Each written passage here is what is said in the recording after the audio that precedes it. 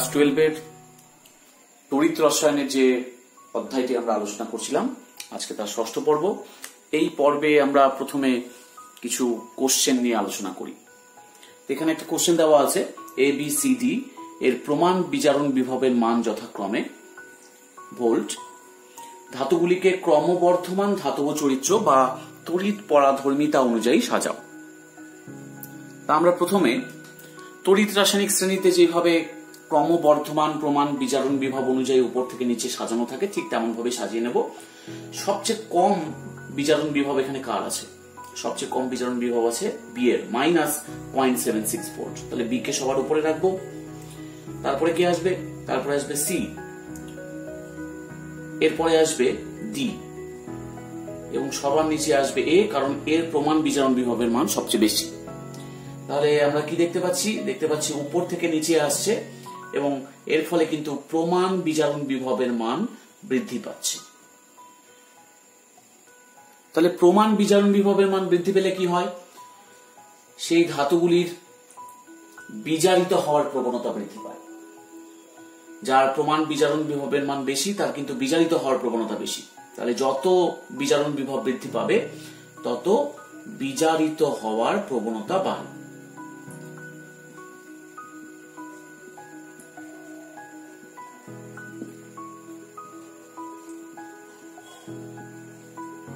আচ্ছা, বিজারিত হওয়ার প্রবণতা বৃদ্ধি মানে কি? মানে ইলেকট্রন গ্রহণ করার প্রবণতা বাড়ে। তাহলে ইলেকট্রন গ্রহণের প্রবণতা বৃদ্ধি। যারা ইলেকট্রন গ্রহণ করবে তাদের ধাতব ধর্ম বেশি হবে না কম হবে? যারা ইলেকট্রন গ্রহণ করে তাদের ধাতব চরিত্র কিন্তু কম, ধাতব ধর্ম কম, তারা অধাতু। অর্থাৎ এর এখানে এ সবচেয়ে নিচে আছে, তাহলে এর ইলেকট্রন গ্রহণের প্রবণতা সবচেয়ে বেশি, তার মানে এর ধাতব চরিত্র সবচেয়ে কম। অর্থাৎ সেই ইলেকট্রন ছাড়া অপেক্ষা ইলেকট্রন গ্রহণের প্রবণতা বেশি। তাই এরা মাইনাস হিসাবে, মানে ইলেকট্রন গ্রহণ করে মাইনাস হিসাবে, মাইনাস আয়ন হিসাবে, অ্যানায়ন হিসাবে থাকতে চায়। অর্থাৎ এরা পজিটিভ আয়ন হতে চায় না, তাই এদের তড়িৎ পরাধর্মিতাও খুব কম। তার মানে এর তড়িৎধর্মিতা বা ধাতব চরিত্র খুব কম, কারণ এর প্রমাণ বিজারণ বিভবের মান সবচেয়ে বেশি। তাহলে এ সবার আগে থাকবে, তার থেকে বেশি কি হবে? ডি, তার থেকে বেশি হবে সি, তার থেকে বেশি হবে বি। বি যেহেতু প্রমাণ বিজারণ বিভব সবচেয়ে কম, তাই তার ইলেকট্রন গ্রহণের প্রবণতাও সবচেয়ে কম। তাহলে এর ধাতব চরিত্র সবচেয়ে বেশি, অর্থাৎ তড়িৎ পরাধর্মিতা বি এর সবচেয়ে বেশি। তাহলে এটা হবে অ্যান্সার। এবার আমরা পরবর্তী কোশ্চেনে আসি। এখানে বলেছে অ্যালুমিনিয়াম, ক্যাডমিয়াম, লেড এবং জিঙ্ককে ক্রমবর্ধমান রাসায়নিক সক্রিয়তা অনুযায়ী সাজাও। প্রত্যেকের প্রমাণ বিজারণ বিভবের মান দেওয়া আছে। তাহলে তড়িৎ রাসায়নিক শ্রেণী অনুযায়ী আমরা আগে এই ধাতুগুলোকে সাজিয়ে নিই। সবার উপরে রাখবো যার প্রমাণ বিজারণ বিভবের মান সবচেয়ে কম। কার সবচেয়ে কম? এখানে অ্যালুমিনিয়াম প্লাস অ্যালুমিনিয়াম, অর্থাৎ এই সিস্টেমটার প্রমাণ বিজারণ বিভবের মান সবচেয়ে কম। তাহলে Al3 প্লাস Al, তারপরে আমরা দেখতে পাচ্ছি Zn2 প্লাস Zn, তারপরে আছে Cd2 প্লাস Cd, সবার শেষে থাকবে Pb2 প্লাস থেকে Pb, কারণ এর প্রমাণ বিজারণ বিভবের মান সবচেয়ে বেশি। তাহলে কি হচ্ছে? ওপর থেকে নিচে নামলে প্রমাণ বিজারণ বিভব কিন্তু বৃদ্ধি পাচ্ছে।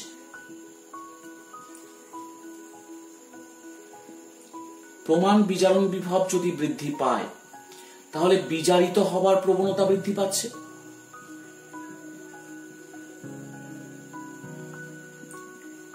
বিজারিত হওয়ার প্রবণতা বৃদ্ধি। বিজারিত হওয়ার প্রবণতা যদি বাড়ে তার মানে কি? আমাদের তো আছে অ্যালুমিনিয়াম, ক্যাডমিয়াম, লেড এবং জিঙ্ক। তাহলে তারা যে নিচে আছে তার বিজারিত হওয়ার প্রবণতা সবচেয়ে বেশি। তাহলে এখানে আছে লেড, তাহলে লেড সিস্টেম, লেডের বিজারণ বিভবের মান সবচেয়ে বেশি এদের মধ্যে, তাহলে এর বিজারিত হওয়ার প্রবণতা সবচেয়ে বেশি। অর্থাৎ সে কিন্তু পিবি+2 অবস্থায় থাকতে চায় না, সে পিবি অবস্থাতেই বিজারিত হয়ে থাকতে চায়, সে জারিত হতে চায় না। Pb+2 যদি পরিণত হতো তাহলে আমরা বলতাম সে জারিত হচ্ছে, কিন্তু লেডটা লেড অবস্থাতেই থাকতে চায়, সে কিন্তু জারিত হতে চায় না, তার বিজারিত হওয়ার প্রবণতাই বেশি, অর্থাৎ সে পিবি অবস্থাতেই থাকতে চায়, মৌল অবস্থাতেই থাকতে চায়। তাহলে আমরা বলতে পারি যে যাদের বিজারিত হওয়ার প্রবণতা বেশি তাদের রাসায়নিক সক্রিয়তা কম। রাসায়নিক সক্রিয়তা কম, কারণ সে তো জারিত হতে চাচ্ছে না, তাহলে তো সে রিয়াকশন করতেই চাইবে না। যেমন এখানে পিবি, সে কিন্তু Pb+2 হতে চায় না, সে পিবি অবস্থাতেই থাকতে চায়, সে পিবি হয়েই থাকতে চায়, সেই কারণেই পিবির রাসায়নিক সক্রিয়তা এখানে সবচেয়ে কম। তাহলে আমরা বলতে পারি যে পিবি সবচেয়ে কম রাসায়নিক সক্রিয়, তারপরে আছে ক্যাডমিয়াম, তারপরে আছে জিঙ্ক, তারপরে আছে অ্যালুমিনিয়াম। অ্যালুমিনিয়ামে যেহেতু প্রমাণ বিজারণ বিভবের মান সবচেয়ে কম এদের মধ্যে, তাহলে অ্যালুমিনিয়াম বিজারিত হওয়ার প্রবণতা খুব কম, সে জারিত হয়ে থাকতে চায়, তাহলে সহজেই সে কিন্তু অ্যালুমিনিয়াম+3 আয়নে পরিণত হয়, Al+3। তার মানে অ্যালুমিনিয়ামের রাসায়নিক সক্রিয়তা এদের মধ্যে সবচেয়ে বেশি। তাহলে দিস ইজ দ্য অ্যান্সার। চলে আসি পরবর্তী প্রবলেমে। একটি দ্রবণে Y- ও Z- প্রতিটির গাঢ়ত্ব সমান 25 ডিগ্রি সেলসিয়াস উষ্ণতায় একটি নির্দিষ্ট চাপে X গ্যাসকে ওই দ্রবণে চালনা করা হলো। যদি X, Y ও Z এর প্রমাণ বিজারণ বিভবের মানের ক্রম এরকম হয়, Z > X > Y, তবে X দ্বারা Y- এবং Z- এর মধ্যে কোনটি আগে জারিত হবে? তাহলে আগে আমরা প্রমাণ বিজারণ বিভবের মানের ক্রমটা সাজিয়ে নিই। সবার উপরে থাকবে Y, X, নিচে আছে Z। তাহলে একদম নিচে কে আছে? একদম নিচে আছে Z। তাহলে আমরা আগে চিন্তা করে নিই X এবং Z এর মধ্যে। X এবং Z এর মধ্যে নিচে আছে Z, তাহলে যে নিচে থাকে সে কি হয়? সে তো বিজারিত হয়, সে বিজারিত হয়। তাহলে বলেছে এখানে Y- আর Z- এর মধ্যে কোনটি জারিত হবে, তাহলে এখানে তো বিজারণের কথা চলে আসলো, তাহলে নিশ্চয়ই Z- হবে না, এটা হবে না। এবার দেখে নিই আমরা X এবং Y এর মধ্যে। X এবং Y এর মধ্যে নিচে আছে X, যে নিচে থাকে তার বিজারণ বিভবের মান বেশি, তার মানে সে বিজারিত হবে। তাহলে এখানে X বিজারিত হয়, তাহলে Y কি হবে? এটা জারিত হবে।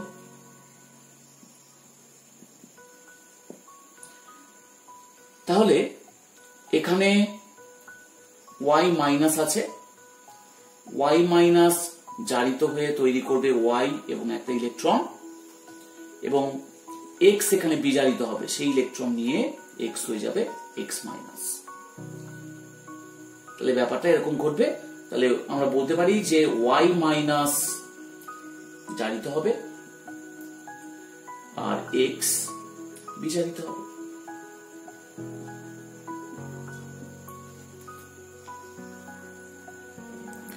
এখানে একটা ইন্টারেস্টিং কোশ্চেন আছে, এই বিক্রিয়াগুলি হচ্ছে, তাহলে বলেছে ম্যাগনেসিয়াম, কপার, জিঙ্ক এবং Ag কে প্রমাণ বিজারণ বিভবের ঊর্ধ্বক্রমে সাজাও। তা আমরা জানি যে যার বিজারণ বিভব বেশি সে বিজারিত হয়। তাহলে জিঙ্ক এবং কপার 2+, জিঙ্ক থেকে Zn2+ হচ্ছে, কপার 2+ থেকে কপার হচ্ছে। তাহলে এখানে কার জারণ হচ্ছে? এখানে জিঙ্কের জারণ হয়েছে, অক্সিডেশন হয়েছে। তাহলে কপার 2+ এর কি হয়েছে? এখানে বিজারণ হয়েছে, অর্থাৎ রিডাকশন হয়েছে। তাহলে কার বিজারণ হয়? যার প্রমাণ বিজারণ বিভবের মান বেশি। তাহলে জিঙ্ক সিস্টেম এবং কপার সিস্টেমের মধ্যে কার প্রমাণ বিজারণ বিভব বেশি? নিশ্চয়ই কপারের। তাহলে আমরা এখান থেকে এই যে প্রথম যে রিয়াকশনটা, তা থেকে আমরা কিন্তু পেয়ে যাচ্ছি যে E0 of Cu2+ থেকে Cu greater than E0 of Zn2+ থেকে Zn, কারণ কপার 2+ এর বিজারণ হয়েছে, অর্থাৎ কপার সিস্টেমের বিজারণ হয়েছে, তার মানে ওর প্রমাণ বিজারণ বিভবের মান বেশি। সিমিলারলি পরের রিয়াকশনটার ক্ষেত্রেও কপার থেকে কপার 2+ হয়েছে, মানে এখানে কিন্তু অক্সিডেশন হয়েছে। আর Ag+ থেকে Ag সেখানে কিন্তু রিডাকশন হয়েছে। তাহলে কার রিডাকশন হয়েছে? Ag+ Ag সিস্টেমের। তাহলে Ag+ থেকে Ag এই সিস্টেমটার প্রমাণ বিজারণ বিভবের মান নিশ্চয়ই কপার 2+ কপার থেকে বেশি। সিমিলারলি Mg2+ থেকে Mg হয়েছে, সরি Mg থেকে Mg2+ হয়েছে, এটা অক্সিডেশন হয়েছে, এবং Zn2+ থেকে Zn এখানে কিন্তু রিডাকশন হয়েছে। তাহলে রিডাকশন যার হয়েছে তার প্রমাণ বিজারণ বিভবের মান বেশি। তার মানে জিঙ্ক সিস্টেমের প্রমাণ বিজারণ বিভবের মান Mg2+ Mg অপেক্ষা বেশি। তাহলে এই প্রথম দুটো থেকে আমরা কি পাচ্ছি? কপার সিস্টেম বেশি জিঙ্ক সিস্টেমের থেকে, কিন্তু আবার কপার সিস্টেমের থেকে Ag সিস্টেম বেশি। তার মানে এই দুটোকে আমরা একসাথে করে লিখতে পারি না যে E0 Ag+ থেকে Ag এই সিস্টেমের প্রমাণ বিজারণ বিভবের মান কপার 2+ কপার, আবার কপার 2+ Zn2+ Zn থেকে বেশি। আবার এখানে খেয়াল করে দেখো যে Zn2+ কিন্তু Mg2+ থেকে বেশি। তাহলে আমরা ব্যাপারটাকে এইভাবে লিখতে পারি যে E0 of Ag+ থেকে Ag greater than E0 of Cu2+ থেকে Cu greater than E0 of Zn2+ থেকে Zn greater than E0 of Mg2+ থেকে Mg। অর্থাৎ এখানে আমরা E0 ভ্যালুগুলো তুলে দিই, যা যেরকম চেয়েছে সেভাবে লিখবো। তার মানে ঊর্ধ্বক্রমটা কি হবে? Mg সবচেয়ে কম, তার থেকে বেশি Zn এর, তার থেকে বেশি কপারের, Ag। তাহলে প্রমাণ বিজারণ বিভবের ঊর্ধ্বক্রমে সাজালে আমরা এরকম পাবো। এবার আমরা আরো একটা গুরুত্বপূর্ণ প্রশ্ন করব। কোবাল্ট 3+ আম্লিক জলীয় দ্রবণে স্থায়ী নয় কেন? এখানে আমাদের দুটো ভ্যালু দেওয়া আছে, একটা কোবাল্ট 3+ থেকে কোবাল্ট 2+ হচ্ছে, অর্থাৎ প্রমাণ বিজারণ বিভবের মান দেওয়া আছে, আর অক্সিজেন থেকে H2O হচ্ছে আম্লিক মাধ্যমে, তার প্রমাণ বিজারণ বিভবের মান দেওয়া আছে। তাহলে এই দুটো ভ্যালুতে দেখা যাচ্ছে যে কোবাল্ট 3+ থেকে কোবাল্ট 2+ তার প্রমাণ বিজারণ বিভবের মান কিন্তু বেশি, তাই তো? এটার প্রমাণ বিজারণ বিভবের মান বেশি।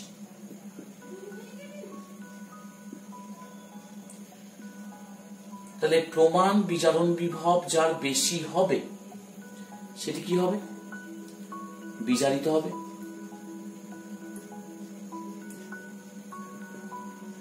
তাহলে বিজারিত হয়, তাহলে বিজারিত হলে কে বিজারিত হয়? এখানে কোবাল্ট 3+ একটা ইলেকট্রন নিয়ে কোবাল্ট 2+ এ পরিণত হয়। তাহলে এটা বিজারণ বিক্রিয়া, তাহলে একটি জারণ বিক্রিয়া ঘটে। জারণ বিক্রিয়াটা কি হয়? সেক্ষেত্রে H2O সেখান থেকে O2 তৈরি হয়। তাহলে ব্যালেন্স করার উপায় কি? 2H2O দেব, এখানে দেব 4H+ এবং 4টে ইলেকট্রন। তাহলে এইখানে হয় বিজারণ বিক্রিয়া, বিজারণ বিক্রিয়া ঘটে, এবং এখানটায় হয় জারণ বিক্রিয়া। তাই আম্লিক মাধ্যমে কোবাল্ট 3+ কোবাল্ট 2+ এ সহজেই বিজারিত হয়। অর্থাৎ টোটাল রিঅ্যাকশনটা আমাদের এরকম হয়, কোবাল্ট 3+ 2H2O, এখানে আমাদের 4টা ইলেকট্রন ছিল, তাহলে 4 দিয়ে গুণ করে নিতে হবে, তাহলে 4 cobalt 3+ plus 2H2O equal to 4CO2 plus O2 plus 4H+। অর্থাৎ কোবাল্ট 3+ সহজেই কিন্তু বিজারিত হয়ে কোবাল্ট 2+ এ পরিণত হচ্ছে। তাই কোবাল্ট 3+ আম্লিক জলীয় দ্রবণে স্থায়ী নয়। এখানে এই প্রশ্নটা আছে, pH 10 মান বিশিষ্ট দ্রবণের সংস্পর্শে থাকা হাইড্রোজেন তড়িৎদ্বারের বিভব কত হবে? আমাদের আগে দেখে নিতে হবে যে pH 10 মানে কত। pH মানে আমরা লিখতে পারি minus log of H plus equals to 10, অর্থাৎ concentration of H plus equals to 10 to the power minus 10. Hydrogen তড়িৎদ্বার কেমন হয়? Pt H2 H plus। এবার এই যে H plus, এই H plus এর গাঢ়ত্বই আছে 10 to the power minus 10, এত molar, 10 to the power minus 10 molar. তাহলে সেক্ষেত্রে এই হাইড্রোজেন তড়িৎদ্বারটি যদি অ্যানোড হিসাবে কাজ করে তাহলে কি হবে? H2 থেকে হবে 2H প্লাস, দুটো ইলেকট্রন,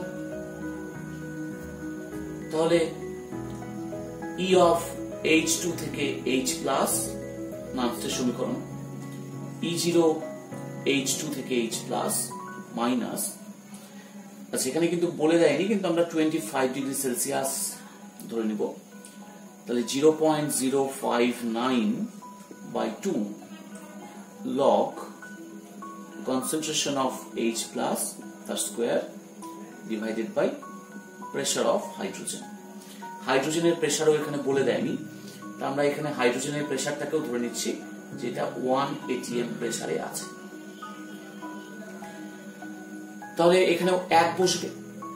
আচ্ছা, প্রমাণ বিজারণ বিভবের মান কিন্তু হাইড্রোজেনের ক্ষেত্রে 0, তাহলে প্রমাণ জারণ বিভব এখানে জারণ হিসাবে, জারক হিসাবে কাজ করছে, সরি এখানে জারণ হচ্ছে, আমাদের জারণ হচ্ছে, জারণ বিভব, তাহলে এই তো 0ই হবে, যেহেতু প্রমাণ বিজারণ বিভবের মান হাইড্রোজেনের ক্ষেত্রে 0 হয়, মাইনাস 0.059 by 2 log, এবার H প্লাস কত ছিল? 10 to the power minus 10, 10 to the power minus 10 তার স্কোয়ার 1, প্রেসারটা 1 atm দেওয়া আছে, মানে আমরা ধরে নিয়েছি, তার মানে এখানে কিন্তু কত আসবে? মাইনাস 0.059 by 2, এখানে আসবে log 10 to the power minus 20, এবার মাইনাস 20 কিন্তু সামনে আসবে, সামনে আসলে কি হবে? আমি এখানে করছি এবার minus 0.059 by 2 into minus 20 log 10, log 10 এর মান কত? log 10 তো 1 হয়, তাহলে মাইনাস মাইনাসে প্লাস হবে 0.059 into 20 by 2, অর্থাৎ ভ্যালুটা হবে এখানটায় 10 দিয়ে গুণ করতে হবে, মানে 0.59 ভোল্ট। এটা আমাদের রেজাল্ট যদি অ্যানোড হিসাবে কাজ করে। যদি ক্যাথোড হিসাবে কাজ করতো তাহলে কি হতো?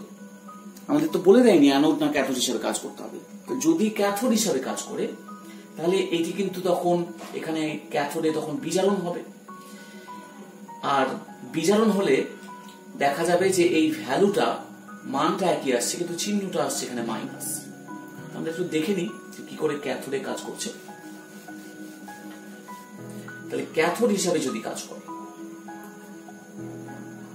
যদি ক্যাথোড হিসাবে আমরা লিখি তাহলে H প্লাস, দুটো H প্লাস, দুটো ইলেকট্রন নিয়ে হবে H2, সেক্ষেত্রে EH প্লাস থেকে H2 equals to E0 H plus থেকে H2 minus 0.059 by 2 log of pressure of hydrogen divided by H plus তার স্কোয়ার, তাহলে এটা তো 0 হয়ে যাবে, তাহলে minus 0.059 by 2 log 1 by H plus মানে 10 to the power minus 10 তার স্কোয়ার। আচ্ছা, এটাকে লগটাকে যদি উপরে তুলে দিই তাহলে কিন্তু সামনে একটা মাইনাস এসে প্লাস হয়ে যাবে, তাহলে এখানে হবে plus 0.059 by 2 log 10 to the power minus 20, উপরে উঠিয়ে দিলাম। এবার আমরা যদি এই ভ্যালুটাকে ভাঙাই, মাইনাস 20 সামনে আসবে, তার মানে আলটিমেটলি রেজাল্ট একটা আসবে, সেটা হচ্ছে মাইনাস 0.59 ভোল্ট। অর্থাৎ ক্যাথোড যখন দেখবো আমরা তখন মাইনাস আসবে এক্ষেত্রে, এবং অ্যানোড হিসেবে কাজ করলে কিন্তু প্লাস আসবে, এবং দুটোই তোমরা করতে পারো, বা অ্যানোড বা ক্যাথোড যেটা ইচ্ছা তোমরা করতে পারো, কারণ এখানে বলে দেওয়া নেই যে ও অ্যানোড হিসেবে কাজ করাতে হবে না ক্যাথোড হিসেবে কাজ করাতে হবে। পরবর্তী কোশ্চেনে আসি, নিকেলের স্প্যাচুলা দ্বারা কপার সালফেট দ্রবণকে আলোড়িত করা যাবে কি? স্প্যাচুলা মানে চামচ, তাই নিকেলের চামচ দ্বারা কপার সালফেট দ্রবণকে কি নড়ানো যাবে? ঠিক এইরকম কোশ্চেন আমরা আগের পর্বেও আলোচনা করেছিলাম যে কপার সালফেট দ্রবণে কি এফি চামচ যোগ করা যাবে? ঠিক একই রকমের কোশ্চেন। তাহলে আমাদের দেখতে হবে যে কার বিজারণ বিভবের মান বেশি। এখানে কিন্তু এই সিস্টেমের বিজারণ বিভব বেশি। তাহলে বিজারণ বিভব বেশি হলে কি হবে? কপার 2+ কপারে বিজারিত হবে।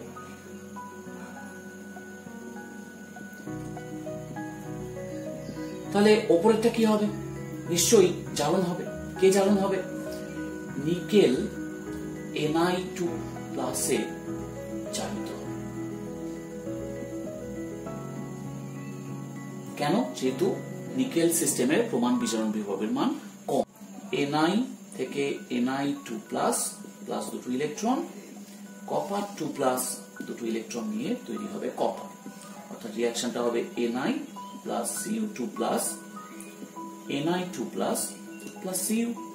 অর্থাৎ নিকেলের স্প্যাচুলা যোগ করলে সেটি কিন্তু ধীরে ধীরে আয়নে কনভার্ট হয়ে যাবে, অর্থাৎ তার ক্ষয় হবে, এবং কপার সালফেটের যে কপার 2+ আয়ন সেটি কপার হিসাবে অধক্ষিপ্ত হবে। তার মানে দ্রবণের বর্ণটা ক্রমশ ফিকে হয়ে আসবে, অর্থাৎ এর ক্ষয় শুরু হবে এবং কপার সালফেট দ্রবণের যে নীল বর্ণ সেটা কিন্তু ক্রমশ ফিকে হয়ে যাবে। এবং পাত্রের তলায় কি হবে? পাত্রের তলদেশে কপার অধক্ষিপ্ত।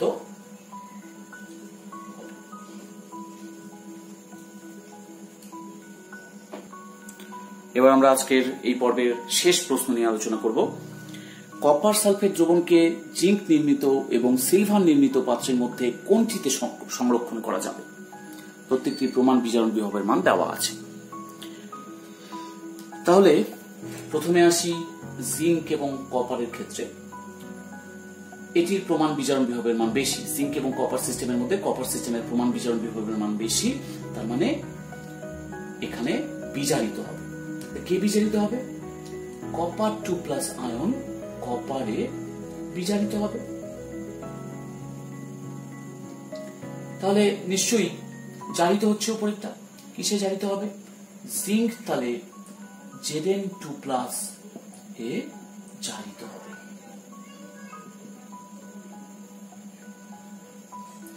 তাহলে আমাদের রিঅ্যাকশনটা কি হবে? জিঙ্ক Zn2+ প্লাস দুটো ইলেকট্রন আর কপার 2+ ওই দুটো ইলেকট্রন নিয়ে কপারে পরিণত হবে, অর্থাৎ zinc plus copper 2+ Zn2+ plus copper.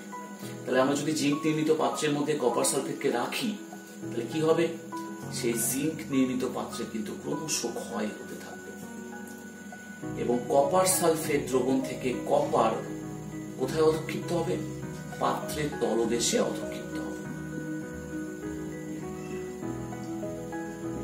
পাত্রের তলদেশে অধক্ষিপ্ত হবে আর কপার সালফেটের যে নীল রং, সেই নীল রং ক্রমশ ফিকে হয়ে আসবে। নীল রং ক্রমশ ফিকে হবে। তার মানে আলটিমেটলি ব্যাপার কি হচ্ছে? কপার সালফেট দ্রবণকে জিঙ্কের পাত্রে রাখা যাবে না, কারণ পাত্রটা ক্ষয় হয়ে যাবে, কপার সালফেট দ্রবণও নষ্ট হয়ে যাবে। তাহলে এবার আমরা পরের দুটোর মধ্যে দেখি, অর্থাৎ কপার সিস্টেম এবং সিলভার সিস্টেম। তাহলে কপার সিস্টেম এবং সিলভার সিস্টেমের মধ্যে সিলভার সিস্টেমের বিজারণ বিভব বেশি, তার মানে নিচে সিলভার সিস্টেমটা বিজারিত হবে। তাহলে কে বিজারণ করছে? কে বিজারিত হচ্ছে? Ag+, Ag তে কিন্তু বিজারিত হবে, Ag তে বিজারিত হবে। তাহলে এখানে কি হবে? কপার 2+ এ জারিত হবে, অর্থাৎ এক্ষেত্রে কপার থেকে কপার 2+ আর দুটো ইলেকট্রন হবে এবং Ag+ দুটো Ag প্লাস দুটো ইলেকট্রন গ্রহণ করে Ag তে পরিণত হবে, অর্থাৎ রিঅ্যাকশনটা হবে copper 2Ag plus copper 2 plus Ag 2Ag। তাহলে এখানে যেটাই হোক না কেন, তার মানে আমাদের তো সিলভারের পাত্র আছে, সে তো সিলভার অবস্থাতেই থাকতে চায়, তার মধ্যে তো আর Ag প্লাস নেই। তাহলে এখানে যেহেতু Ag প্লাস নেই, Ag নির্মিত পাত্র এবং দ্রবণে আছে কপার 2 প্লাস, তাহলে Ag এবং কপার 2 প্লাস তারা কখনোই উল্টো দিকে রিঅ্যাকশন করবে না, অর্থাৎ কপার এবং Ag প্লাস হবে না। তার মানে Ag পাত্রের মধ্যে, সিলভার পাত্রের মধ্যে কপার 2 প্লাস অর্থাৎ কপার সালফেট দ্রবণকে রাখা যাবে, কারণ এই উল্টোমুখী বিক্রিয়া তো হচ্ছে না, যেটা হচ্ছে এইরকম ধরনের বিক্রিয়া হচ্ছে, অর্থাৎ কপার থাকলে Ag প্লাস আয়ন থাকলে তারা বিক্রিয়া করতো, কিন্তু কপার 2 প্লাস আয়ন আছে যেমন কপার সালফেটের মধ্যে, আর Ag নির্মিত পাত্র আছে, তারা কিন্তু পরস্পরের মধ্যে কোনো বিক্রিয়া করছে না। তাহলে আমরা ইজিলি সিলভার নির্মিত পাত্রে কিন্তু কপার সালফেট দ্রবণকে রাখতে পারি। আজকের পর্ব এইটুকুই। পরবর্তী পর্বে আমরা তড়িৎ রসায়নের পরবর্তী অংশগুলো নিয়ে আলোচনা করব। Thank you.